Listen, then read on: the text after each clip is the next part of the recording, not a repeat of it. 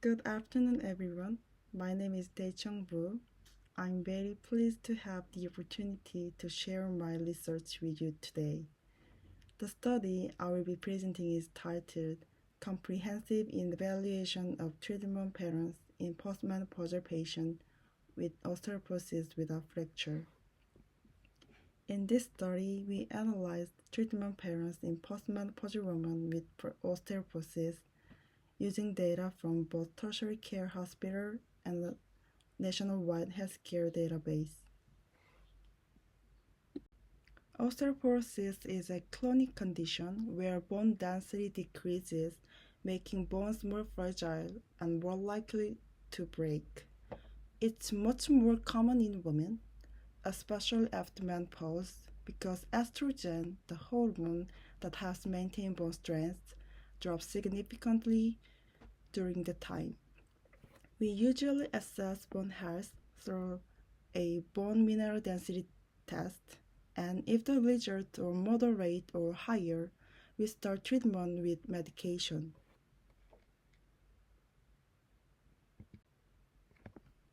When it comes to treating osteoporosis, we generally talk about two types of medications: anti-resorptive agents and anabolic agents. Let's start with anti-resorptive agents. These work by slowing down bone loss. First, we have SERMs, selective estrogen receptor modulators. These are usually prescribed for moderate risk patients. They come in pill form and are considered safe for long-term use. Next, we have bisphosphonates. These can be taken orally or through an IV.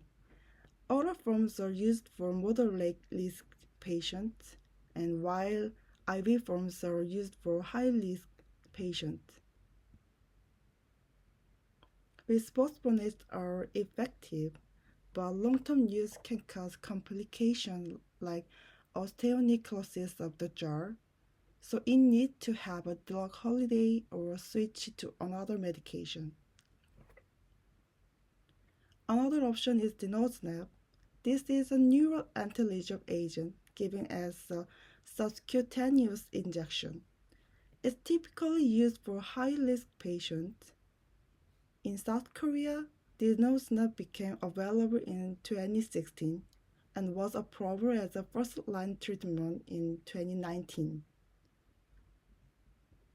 Now let's talk about anabolic agents. These actually help build new bone and are typically reserved for very high-risk patients. There are two main drugs in this category, teriparatide and romosozumab. Romosozumab was introduced in Korea in 2019. These medications are prescribed for 1 to 2 years. After switching, patients should be switched to an anti-resorptive agent to maintain benefits. As you can see, there are several treatment options for osteoporosis in Korea. And over time, we've seen the introduction of new medication along with changes in healthcare policy. In this study, we want to understand how these changes have impacted treatment patterns in real-world setting. We use two main data sources. First, the OHDSI community, which includes CDM-based data from 4 tertiary care hospitals in Korea. Second, the HERO CDM based on national insurance claims data, covering about 20% of the Korean population from 2018 to 2022. The HERO data only includes reimbursed medication, so it may miss some treatments. To overcome this, we combined it with the OHDSI data to get a more complete picture of clinical practice. For our treatment pathway analysis, we include postmenopausal women diagnosed with osteoporosis between 2012 and 2021.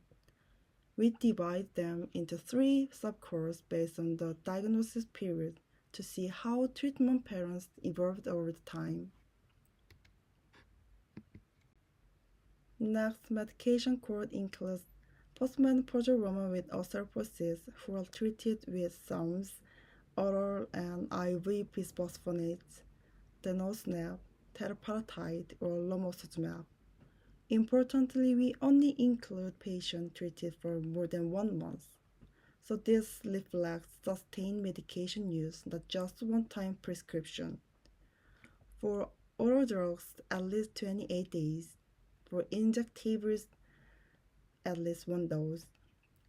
Since romosozumab isn't reimbursed in Korea, it does not appear in the HIRA data. In total, we include 39,240 patients from OASIS and 409,709 patients from HIRA.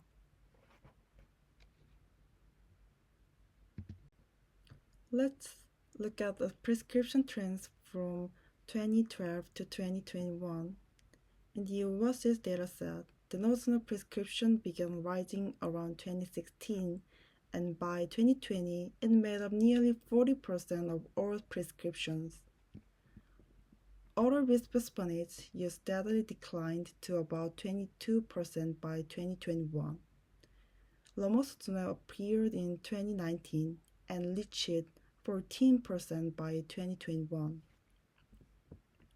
In the HERO dataset, we observed that IV bisphosphonates constantly accounted for over 50% of all prescriptions. In terms of treatment patterns, in OASIS data, bisphosphonates made up over 60% in the early years. After 2019, denosumab sharply increased to 41%, while bisphosphonates dropped to 37.3%. In the HERO dataset, bisphosphonates remained most common first-line treatment. Interestingly, IV form was more commonly used than oral form, likely because of their high adherence in real-world practice. And again, denosumab was lost after 2019, following its official approval as a first-line treatment. To summarize, first, treatment patterns differ by healthcare setting. In tertiary hospitals, denosumab is now the most common first-line therapy. In general clinics, IV bisphosphonates are still more widely used. Second, policy changes such as insurance coverage and drug approval have had a major impact on prescribing behavior. The sharp rise in denosumab use closely followed its approval as a first-line treatment. These findings show that real-world osteoporosis treatment is shaped not only by clinical factors but also by institutional environment and policy. Thank you very much for your attention. Feel free to contact me if you have any questions.